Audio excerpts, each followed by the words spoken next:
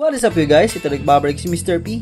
At today ngayong araw mga kuys, another toy review na naman tayo ng isa sa gawa ng McFarlane Toys na DC Multiverse Deathstroke. Bago tayo pumunta sa mismong figure, check muna natin yung box. Ito yung nakalagay mga kuys, Deathstroke, Batman, Arkham Origins. Then check na rin natin yung likod niya mga kuys, ito yung comic art na Deathstroke. Nakalagay dito, collect them all daw.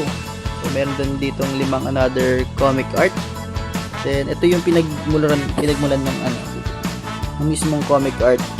Batman Arkham Origins, Video Games 2013. Ayan. Then punta tayo sa mismong figure mga kuys, check natin yung quality. Naku, medyo nagkasira ang aking cover mga kuys, pero okay lang yan, yung quality pa rin naman, nandoon pa rin. Check natin yung quality mga kuys.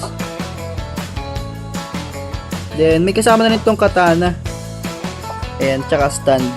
Tapos meron na rin siyang comic art dun sa likod.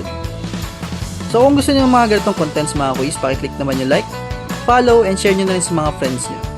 See you!